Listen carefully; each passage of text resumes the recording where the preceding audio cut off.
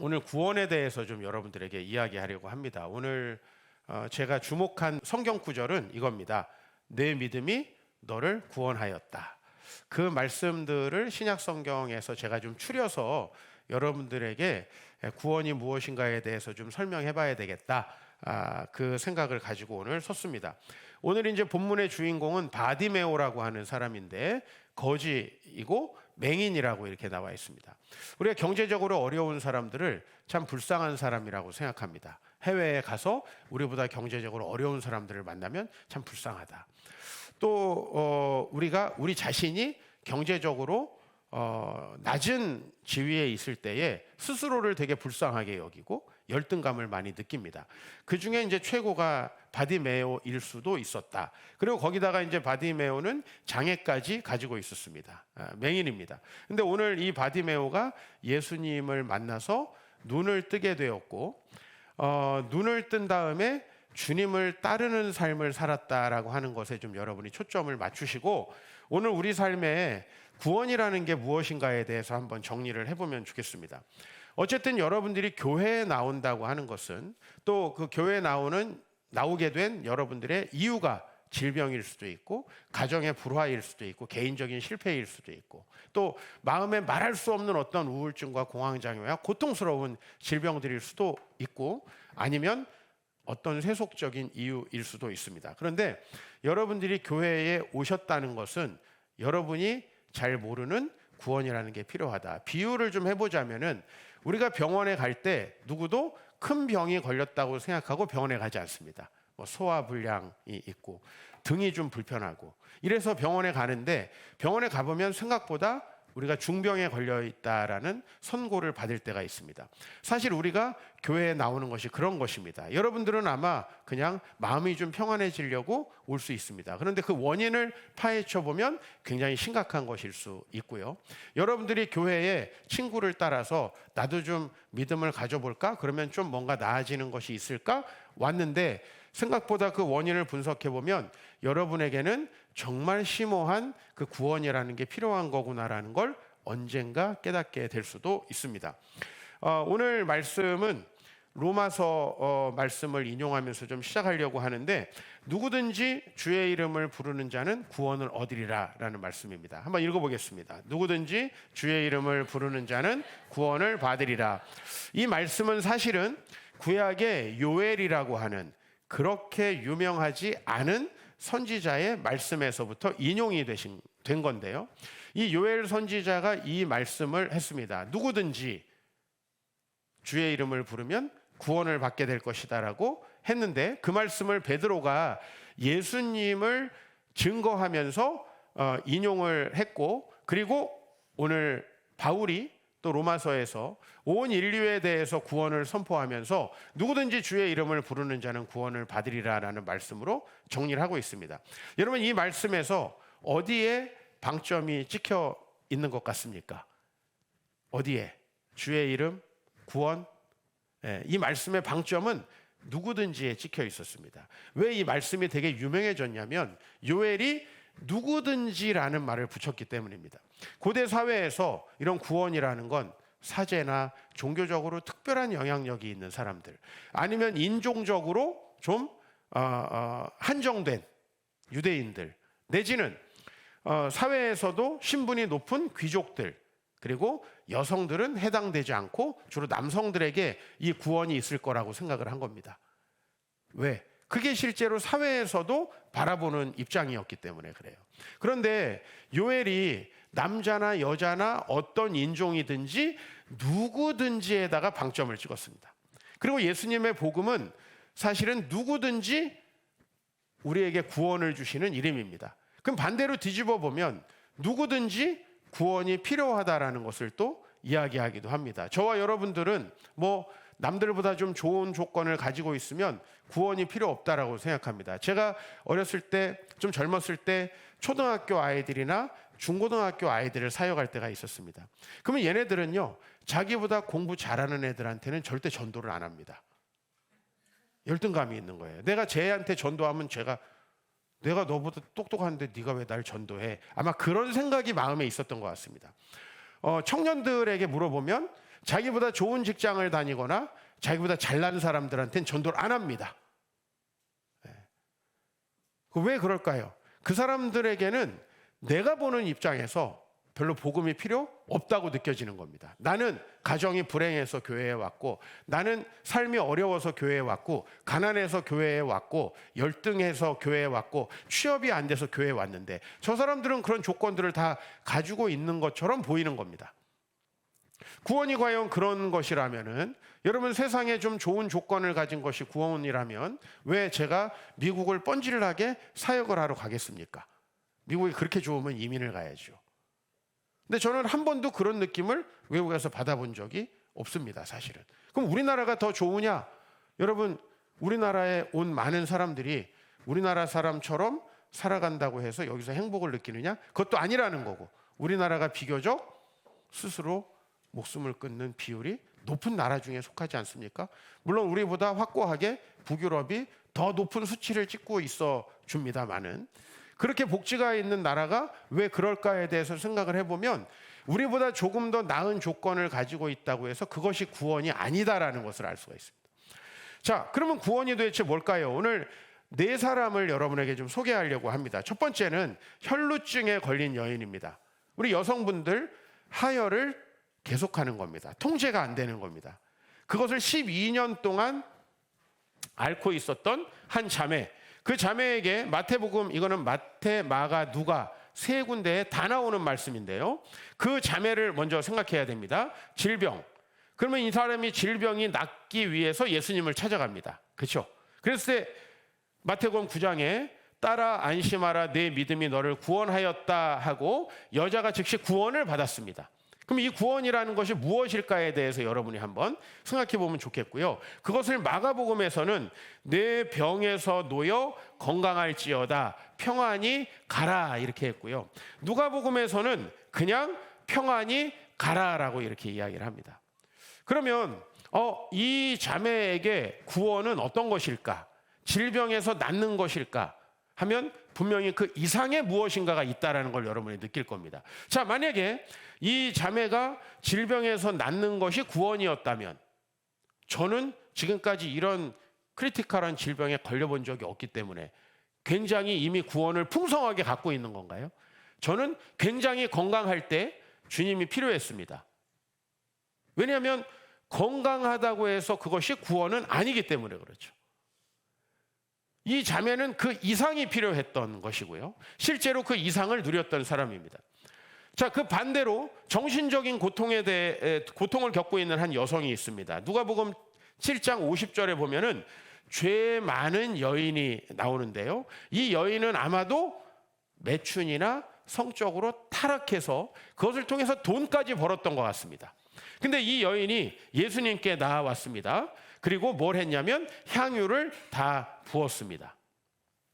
향유라는 것은 과거에 이 여성들에게 있어서는 재산을 모으는 수단이고 재테크의 수단입니다. 굉장히 값진 것이었죠. 그래서 다른 성경에는 어떤 자매가 향유 옥합을 깨트렸는데 그것이 300데나리온, 즉 성인, 건강한 성인이 일당으로 벌 수 있는 것에 300일 정도에 해당하는 돈이었다고 합니다. 굉장히 큰 돈입니다. 근데 그런 돈을 이제 부정한 일로 벌었던 사람입니다. 왜 예수님께 왔을까요? 마음이 매우 괴로웠다라는 겁니다. 그래서 이 사람이 왔을 때 예수님이 내 믿음이 너를 구원하였으니 역시 평안히 가라라고 하십니다. 이 사람이 만약에 물리적인 질병이 고통이었다면, 돈이 없는 게 고통이었다면 이 사람은 오히려 역행한 거라고 볼 수 있습니다. 돈을 버렸습니다. 그런데 그만큼 이 사람에게는 뭔가 필요한 게 있었는데 그것이 구원이다.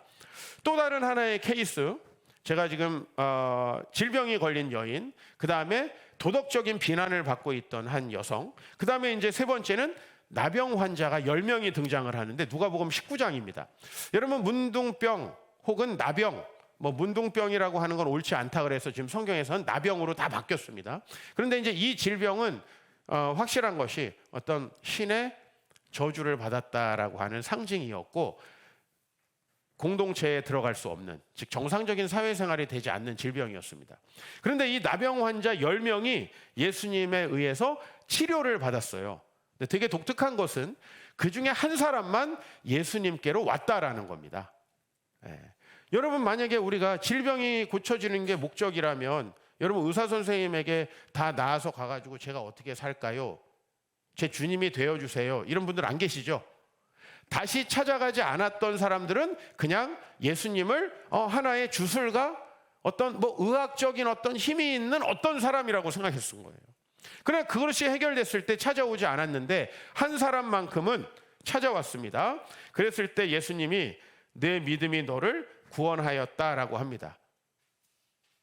이 나병 환자는 뭡니까? 예를 들면 우리는 여기 있는 대부분의 분들은 나병에 걸리지 않았습니다.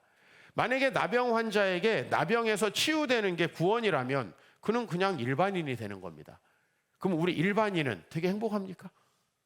우리 일반인은 굉장히 괜찮은 삶을 살아가고 있나요? 전혀 그렇지 않죠. 구원은 그 훨씬 이상의 어떤 것이라는 겁니다. 마지막으로 이제 오늘 그 맹인 바디메오가 있습니다. 이 사람은 예수님을 간절히 찾았습니다. 원래는 장애를 가진, 또 이렇게 사회적으로 낮은 신분에 있는 사람은 예수님 같은 분을 만나기에 부정하다라고 여겨졌습니다. 그런데 이 바디메오가 예수님의 소식을 듣고 그가 나사렛 예수라는 말을 듣고 그분에게 자기를 구원해 달라라고 합니다. 그랬을 때 사람들이 제지를 하는데요. 그가 뭐라고 얘기하냐면 예수님께 더욱 소리를 내가지고 다윗의 자손이여 나를 불쌍히 여기소서라고 하면서 내가 낫기를 원합니다라고 했습니다. 그가 이제 눈을 떴다라고 했을 때 그는 아직 재정적으로는 거지 상태입니다. 그죠? 눈을 떴습니다. 그럼 일반적으로는 그냥 눈 뜬 가난한 사람입니다. 우리 교회는 많습니다. 그런 사람이. 그냥 눈이 잘 보이는데 그냥 가난한 사람. 굉장히 많습니다. 그런데 그런 사람이 된 것뿐입니다. 이 바디메오는 그 상태에 머무는 것은 구원이 아니라는 걸 알았고요. 그리고 예수님은 그 정도의 구원을 주실 분이라는 걸 생각하지 않았던 겁니다. 여러분들이 교회에 와서 어떤 기대를 하십니까? 오늘도 그냥 좋은 말씀 듣고, 아니면 시간이 있으니까 그냥 내가 그래도 주일에 오늘은 안 나갈 만한 특별한 핑계가 없으니까 나오셔가지고 예배를 드릴 수도 있습니다. 그리고 그냥 오늘 좀 친구들과 소그룹에서 밥도 먹고 교제하고 좀 마음이 일주일 동안 직장에서 힘들었는데 좀 오늘 그래도 기분이 좋다 하고 가는 정도가 여러분의 목적이라면 여러분은 그냥 친구가 조금 있는 그런 일반인입니다. 그게 어떻게 구원일 수가 있습니까? 그래서 여러분들은 하나님 앞에 할 말이 없는 거예요. 사람들에게 할 말이 없는 거예요. 근데 오늘 이 바디메오는 지금 눈을 떴습니다. 얼마나 하고 싶은 게 많을까요? 저는 이 상황을 좀 가늠하기가 어렵습니다. 되어보기 전까지는. 그러나 아마 눈을 뜬다는 건 엄청난 일일 것 같습니다. 우리가 눈을 뜨지 못한다. 그게 얼마나 어마어마한 일인가요? 근데 이 바디메오는 보게 되었을 때 어떻게 하냐면 자기가 하고 싶은 일들, 자기가 욕망하는 일들을 향해 나아가지 않고 예수님을 길에서 따랐다라고 얘기합니다. 그러니까 이 사람들은 플러스 알파 10명의 나병 환자 중에 치료를 받았는데 한 명은 그냥 나병이 없는 일반인의 삶을 포기하고 주님께 나아온 거고요. 혈루증 걸린 여인은 혈루증 없는 아주 일반적인 우리 교회 여성들의 삶을 소망하지 않고 그 이상의 것을 소망하고 있고요. 오늘 바디메오도 마찬가지입니다. 그냥 일반적으로 눈뜬 그러한 삶. 그래서 이제 세상을 향해서 나아가는 그 삶이 아니라 예수님 길에서 따랐다는 거죠. 여기서 우리가 볼 수 있는 것은 근본적으로 저와 여러분들에게는 지금 내 상황이 좋아지는 것 훨씬 이상의 것이 필요하다라는 겁니다. 이번에 미국에 가서 많이 느낀 것은 제가 갈 때마다 참 외국인으로서 살아가는 게 힘들다라는 것을 많이 느끼는데 저는 한 번도 미국 가서 힘들고 내가 열등하다고 느껴본 적이 없습니다. 저는 외국인으로 간 게 아니라 할 일을 하러, 사람을 만나러, 때로는 약간의 관광을 하러 다닌 겁니다. 미국에. 관광을 하러 간 적은 없지만 가서 하게 된 적은 있습니다.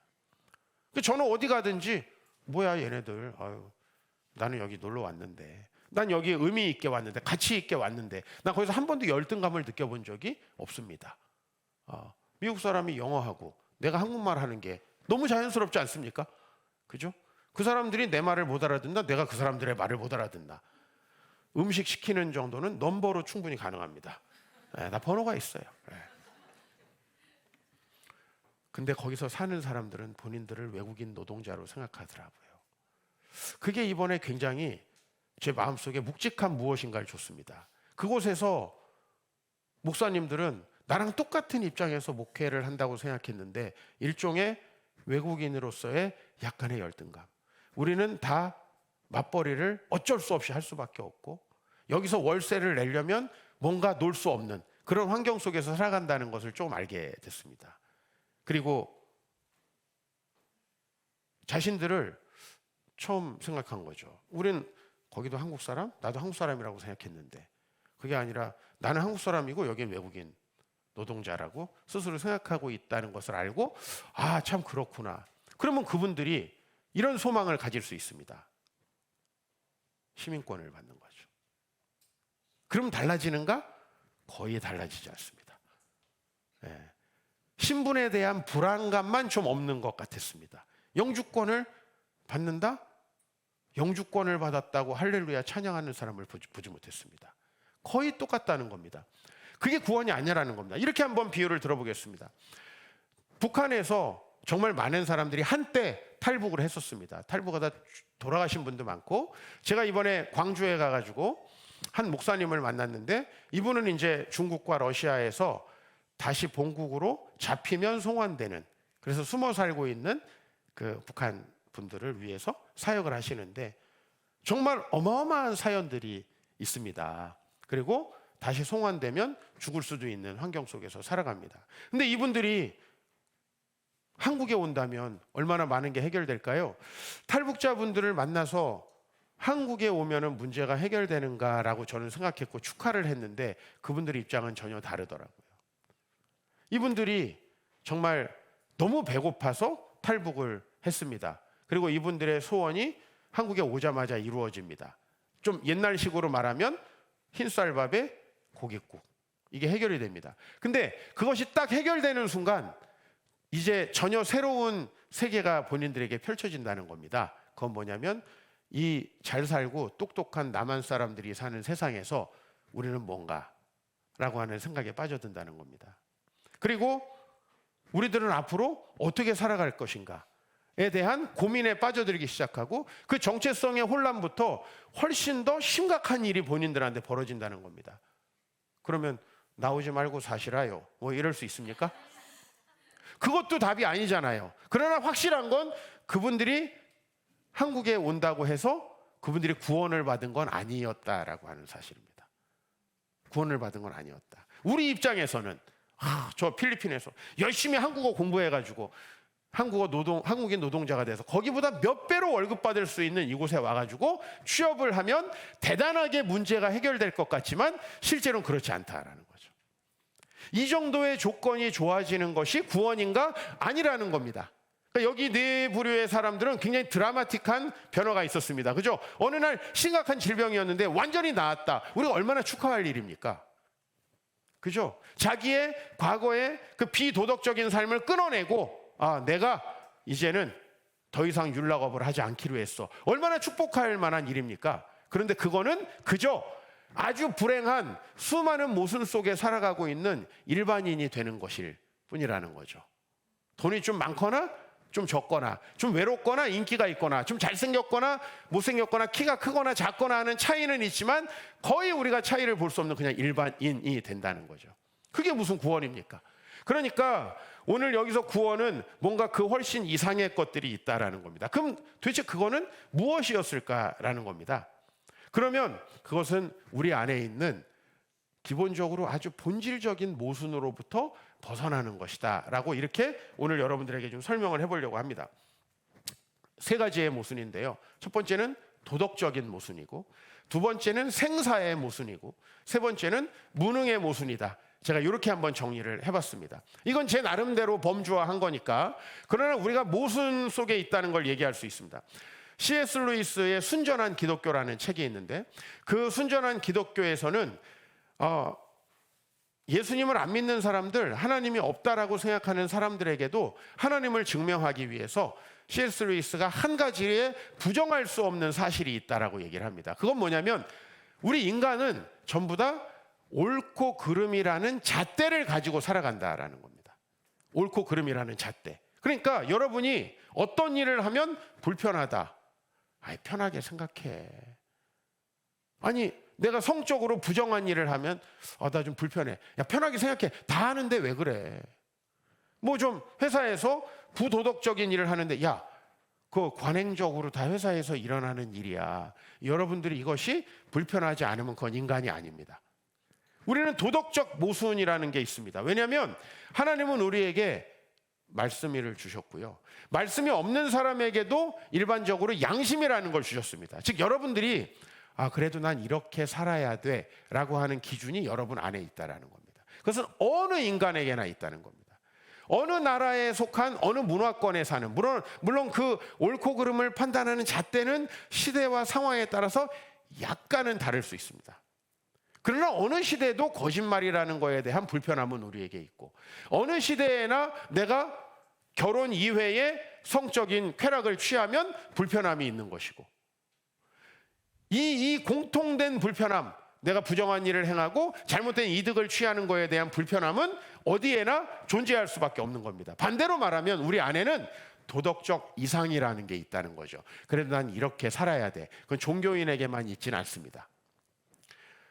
자, 그런데 중요한 건 뭐냐면 우리가 그렇게 살 수 없다라는 겁니다. 심지어는 우리의 욕망이 자꾸만 그것을 벗어나게 만들고 우리의 안에 있는 두려움이 자꾸 그것을 정당화하게 만드는데 이것이 우리에게 매우 불편하다는 겁니다. 차라리 기준이 없으면 얼마나 좋습니까? 그래서 지금 이 사회, 특히 포스트 모던 사회는 기준을 없애버리는 작업에 들어갔습니다. 어떤 기준도 존재하지 않는다. 틀린 게 어딨냐, 다른 거지 라고 수많은 믿지 않는 교사들이 애들한테 어렸을 때부터 주입을 했습니다. 여기 20, 30대는 그렇게 배우고 산 사람들입니다. 옳음, 인간이라면 가야 할 인생의 길, 이런 건 없다. 그 모든 건 내가 선택한다라고 이렇게 해놓은 세상 속에 우리는 살아가고 있는데요. 이게 지금 사람들의 모든 정신병의 원인이라고 저는 믿습니다. 왜? 인간은요, 자기가 아무리 우겨도 본질적인 불편함, 즉 내가 이렇게 살아야 된다라는 것에서 벗어날 때에 그 불편함이 있다라는 거예요. 그 불편함. 그게 모순이라는 겁니다. 즉 여러분들은 이것을 변명하고 또 그런 게 어딨어 이론적으로 무시하고 합리화를 시키면서 그 도덕적 모순을 이겨내 보려고 하는데 여러분 안에 있기 때문에, 그냥 본질적으로 존재하기 때문에 내가 아무리 아니라고 해도 없앨 수가 없는 거죠. 불편한 일을 하고 안 불편해요? 아마 조용히 집에 가서 생각해 보세요. 불편할걸요? 그게 안 불편해요? 교회를 다니는데 하나님의 말씀대로 안 해요. 난 안 하고도 교회 생활 잘할 수 있어. 교회를 안 다니는 사람들은 교회 다니면 매주일 교회 가야 된다라고 얘기해요. 근데 난 매주일 안 가도 안 불편한데? 진짜 그런가요? 네, 집에 가서 생각해 보세요. 교회 다니지 않는 사람은 교회 오면 헌금을 해야 된다, 하나님께 뭔가를 드려야 돼서 싫어서 안 나온다고 해요. 근데 난 안 드려도 안 불편한데? 안 불편한가요? 아니, 나는 내 유익을 위해서 거짓말하고, 난 이 정도 받아야 되는 사람이니까 회사에서 열심히 안 하고 대충 일하고 월급만 받는, 그래도 나 안 불편해. 진짜 안 불편한가? 여러분이 생각해 보시는 게 좋아요. 그게 안 불편하면 여러분 엄청나게 망가져 있는 겁니다. 엄청나게 망가져 있는 거예요. 폐인되어 가고 있는 거예요. 근데 그 불편함이 여러분 안에 있다라는 겁니다. 생과 사의 모순입니다. 우리는 살아 있습니다. 살아 있다는 것, 내 삶이 의미 있게 지금 지속되고 있다라는 걸 인식할 수 있는 건 인간밖에 없습니다. 닭이 그걸 인식하면 닭들은 우울증 걸려 못 살아요. 나는 왜 있는가? 닭은 우울증 걸려 못 살아요. 특히 아마 양계장에 있는 닭들은 심각한 우울증을 겪을 것 같습니다.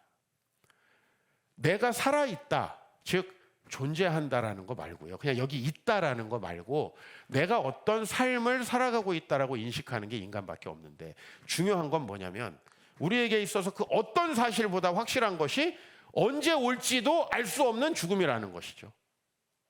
그죠? 이게 엄청난 모순입니다. 살아있다는 걸 못 느끼다가 죽으면 죽음에 대해서 두려워하지 않고 살아갈 수 있죠. 근데 우리는 분명히 삶이라는 걸 인식합니다. 내가 살아가고 있다는 것을 인식한다는 거죠, 내 영혼이. 근데 그것이 언제일지 모르지만 끝난다. 이게 얼마나 심각한 모순이냐는 거예요. 우리는 죽음의 운명에 처해 있다는 거 오늘 청소년들에게 이야기했습니다. 우리 청소년들이 결혼할 확률 90%, 죽을 확률 100%, 자식을 낳을 확률 70%, 죽을 확률 100%, 인생에 성공할 확률 40%, 죽을 확률 100%다. 이게 너무 당연한 거 아닙니까? 그런데 심지어 우리는 죽음 이후를 사유해요. 어떤 사람들은 없어, 그런 거 없으니까 그 종교인들이 만들어내는 거니까 사유하지 마. 종교인이 전혀 없어도 여러분 죽음 이후를 사유해요. 여러분이 교회 와서 죽음 이후를 사유한 게 아니라 우리 교회 많은 분들이 죽음 이후를 사유하다가 교회에 옵니다. 그게 인간이에요. 이건 엄청난 모순이라는 거예요. 그러니까 아까 제가 말씀드렸지만 혈루증이 낳은 여자 여기 많고요. 나가도 많아요. 맹인에서 낳은 남자 나가보세요. 다 눈 뜨고 돌아다니고 있어요. 심지어는 옛날 같으면 못 볼 만한 사람들도 지금 이 의학이 엄청나게 발달을 해가지고 다 보고 살고 있습니다. 그렇죠? 근데 그 사람들이 구원을 받아 있습니까? 아니, 그 어떤 것이 해결돼도 혈루증이 해결되고 나병이 해결되고 눈을 떠도 이 문제는 해결되지 않는다는 거죠. 심지어는 부자가 돼도 이 문제는 해결되지 않는다는 거죠. 사회적으로 되게 지위가 높아도 이 문제는 해결되지 않는다는 거죠. 그럼 여러분들 무엇으로 이 문제를 해결할 수 있을까라는 겁니다. 저는 여러분들이 진지하게 더 노력하며 살았으면 좋겠습니다. 그러나 그렇게 한다고 해서 이 모순은 해결되는 것이 아니라는 거죠. 그 어떤 것입니다. 우리가 구원이라는 것을 오늘 정의할 수는 없을 것 같습니다. 구원은 너무너무 큰 단어이기 때문에. 그러나 오늘 우리가 모순이라는 단어로부터 구원을 정의한다면 구원은 여러분들이 그 모든 모순으로부터 해방되어 가는 과정입니다. 무능의 모순입니다. 이건 뭐냐면 여러분들은 되고 싶은 게 있습니다. 또 행복하고 싶습니다. 그리고 뭔가 완벽하게 안전하고 평안하고 싶습니다. 그런데 그 어떤 것도 확보되지 않아요. 그래서 지금 20, 30대, 30, 40대 좀 그래도 나름대로 대학 나오고 배웠다, 내가 이성적이라고 생각하는 분들은 우리 할머니 이렇게 뭐 빌고 막 되지도 않는 걸 했어. 그것도 안 되는 거 맞아요. 그런데 그럼 여러분들 노력하니까 되나요?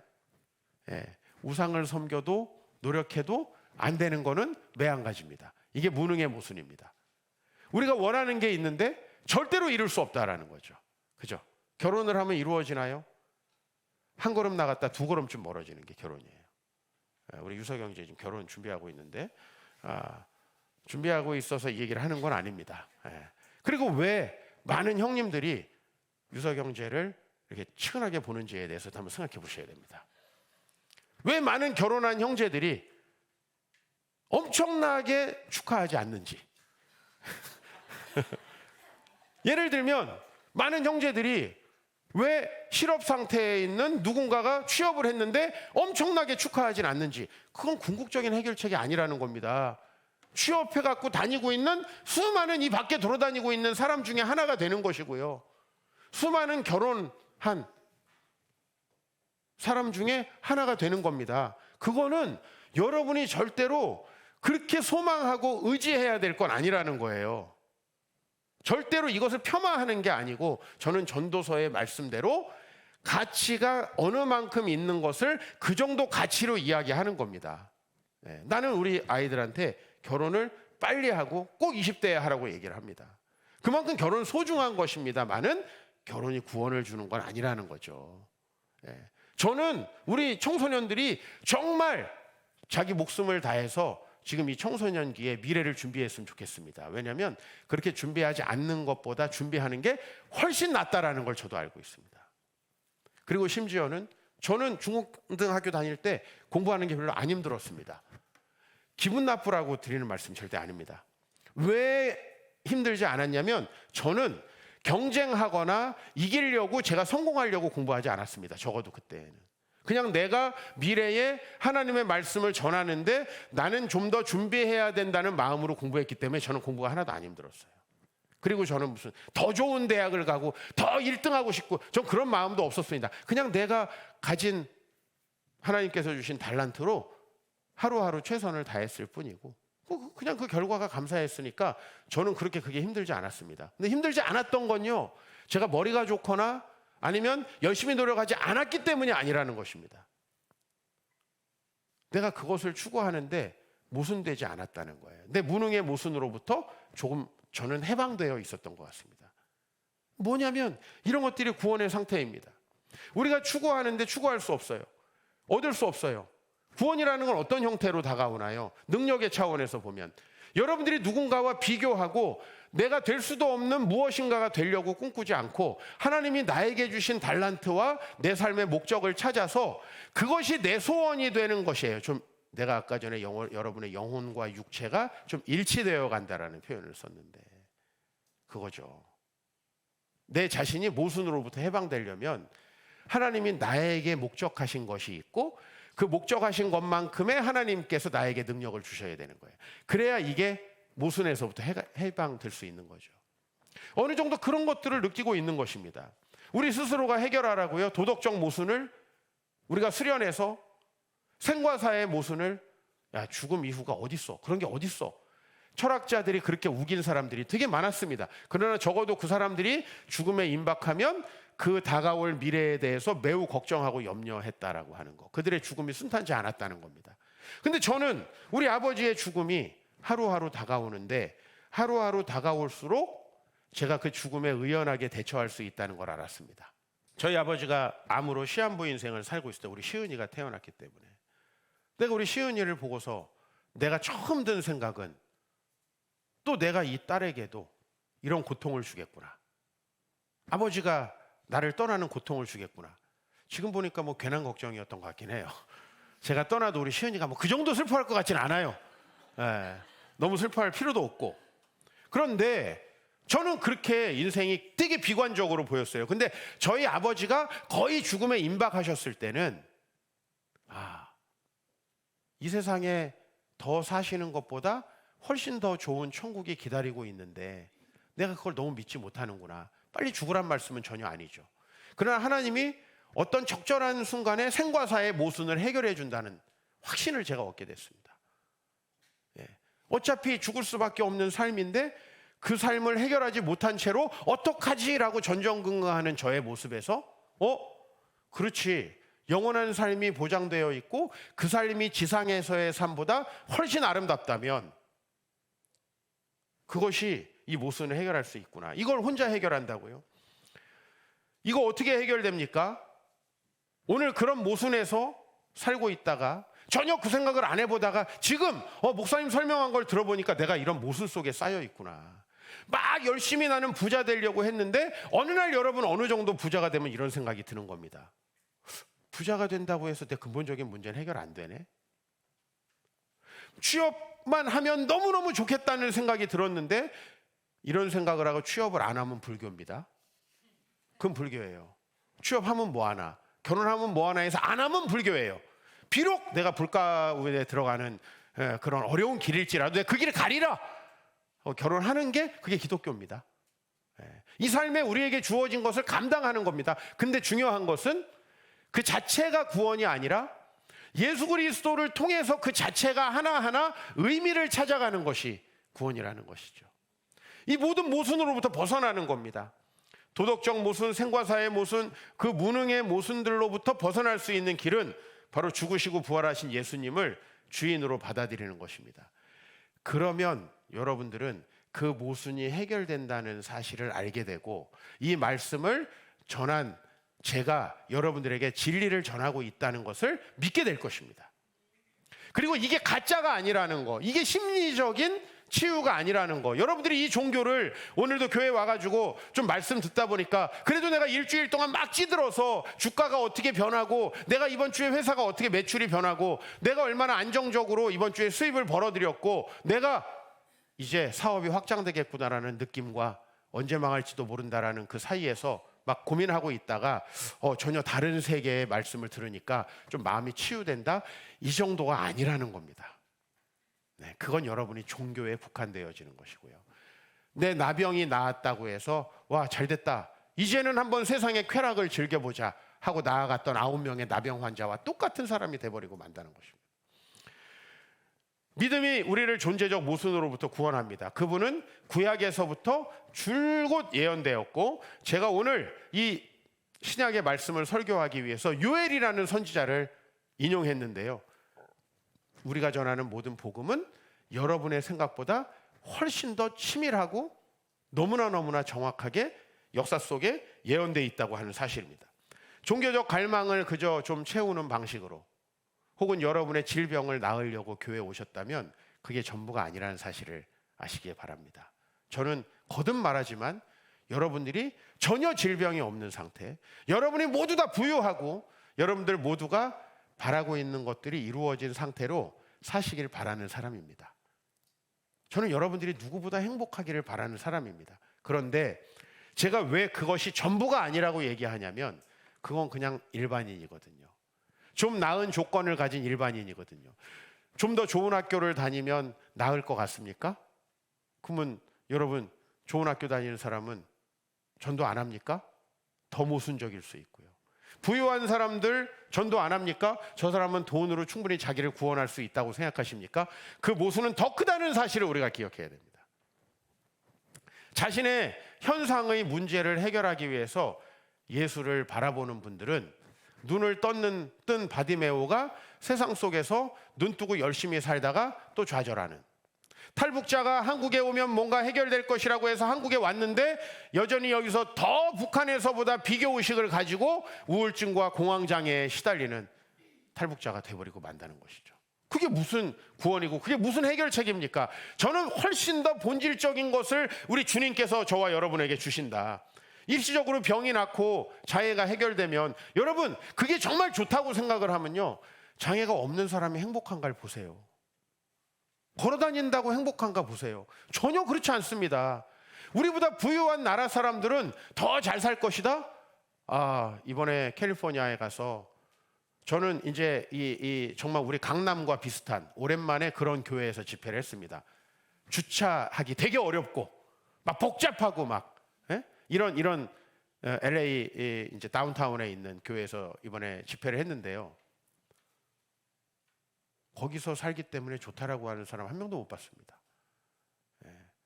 노숙자들이 넘쳐나고 밖에 나가면 누가 언제 범죄를 저지를지 모르는 그런 세상이라고 너무너무 불안하게 살고 있었습니다. 정말 우리는 주차장 막 철창으로 잠가놓지 않잖아요. 주차장마다 철창으로 잠궈놔야 되고, 이거 없으면은 다시 사무실에 갔다 와야 되고, 그런 곳에 살고 있습니다. 그게 우리의 꿈이라면 그게 무슨 꿈입니까? 미국에 얼마나 많은 노숙자가 있고 마약 중독자가 있습니까? 저는 밤에 가다가 너무 많이 봤습니다. 그리고 그분들 때문에 너무나 골치를 썩고 있는데, 그 사람들은 최소한 자기의 생존을 위해서 천불, 우리나라로 하면 130만 원 이하로 물건을 훔치는 건 처벌되지 않습니다. 그래서 많은 한인들이 지금 슈퍼마켓을 닫고 있습니다. 딱 900불 정도만 훔쳐간대요. 처벌되지 않습니다. 그리고 노숙자분들 인권이 중요하니까 어느 비어있는 공간에 들어가서 점유하면 나가라고 할 수 없습니다. 근데 그것을 용인해야 되는 사람들은 너무 힘들고 고통스럽게 살아갑니다. 그 어디에 우리보다 나은 나라이고 우리보다 많은 것이 발전한 나라이지만 그것이 행복은 아니라는 겁니다. 그럼 미국은 복음이 필요 없고 독일은 복음이 필요 없고 북유럽은 필요 없냐? 제가 가봤더니 더 필요한 부분이 많이 있더라고 하는 겁니다. 믿음은 단순히 여러분의 병에 낫는 것을 넘어서는 겁니다. 혹시 여러분들 결혼하고 싶은 마음이 있다면 믿음은 결혼하는 걸 훨씬 넘어서는 거고요. 믿음은 단순히 여러분 죄책감을, 오늘 제가 여러분을 위로하고 주님이 여러분을 사랑하신다는 말로 여러분이 죄책감이 좀 해결된다면 믿음은 그것보다 훨씬 넘어서는 일이라는 거죠. 믿음은 여러분이 단순히 장애를 극복하기 위한 열망이 아니라는 겁니다. 왜? 장애가 극복되면 그냥 장애가 극복된 평범한 불쌍한 세상 사람이 된다라는 거죠. 그것은 우리의 소망이 될 수 없다라는 겁니다. 그러나 여러분, 바디메오는 오늘 내 믿음이 너를 구원하였느니라 하시고 그가 보게 되었는데 그가 예수님을 따랐다는 겁니다. 예수님을 따랐다는 건 뭐냐면 내 존재적 결핍으로부터 벗어나는 게 목적이 아니라 그것을 계기로 해서 아예 내 모순이 해결되는 삶으로 나아간다는 겁니다. 여러분이 예수님 믿으시면요, 도덕적인 모순이 해결됩니다. 왠지 아세요? 우리가 온전한 사람이 될 수는 없지만 주님이 말씀하신 걸 기뻐하게 됩니다. 내 죄를 인정하게 됩니다. 그리고 성령의 도우심을 구하면 내 도덕적인 기준과 내 자신이 조금 가까워집니다. 저는 이게 너무 중요하다고 생각을 합니다. 여러분이 생과 사의 모순이 해결됩니다. 여러분들이 가족을 잃어보십시오. 이 고통스러움은 말할 수가 없습니다. 그러나 우리가 누구나 겪어야 되는, 우리 아이들한테 부자가 돼서 어떻게 살지는 안 가르쳐도 될 수도 있습니다. 부자가 안 될 수도 있으니까. 그러나 우리가 어떻게 죽음을 죽어야 할지에 대해서는 반드시 해결해 줘야 된다는 거예요. 왜? 그건 어느 날 갑자기 찾아오는 것이고 우리는 일생 동안 그 고민을 할 수밖에 없기 때문에 그렇습니다. 무능의 모순 무엇인가? 여러분, 저는 청년들 중에 자기에게 하나님께서 주지 않은 재능과 주어지지 않을 다른 사람을 부러워하면서 불쌍하게 살아가는 수많은 젊은 사람들을 봅니다. 금수저를 부러워하고 내 분야에서 성공한 사람들을 부러워하고, 그것이 바로 육각형 인간입니다. 외모부터 경제력 모든 면에서 완벽하게 채운 그런 인간들을 부러워하는, 여러분, 그 모순 속에서 해결되셔야 합니다. 그건 절대로 해결되지 않는 것인데 주님 안에 있으면 여러분 마음속이 뭘로 바뀌느냐? 주님이 여러분에게 기뻐하시는 삶을 여러분도 소망하게 됩니다. 하나님은 하나님이 우리가 소원하는 것들과 하나님이 기뻐하시는 것들을 레벨을 맞추십니다. 우리가 그걸 소망하게 하십니다. 그럼 여러분 이 무능에서 벗어날 수 있어요. 무능의 모순에서 벗어날 수 있어요. 오늘 빌립보서 2장 말씀 읽고 마치겠습니다. 그러므로 나의 사랑하는 자들아, 너희가 나 있을 때뿐 아니라 더욱 지금 나 없을 때에도 항상 복종하여 두렵고 떨림으로 너희 구원을 이루라. 여러분, 우리 구원은 지금 완성된 것이 아닙니다. 그 모순이 점점 해결되어 가고 있는 과정이지요.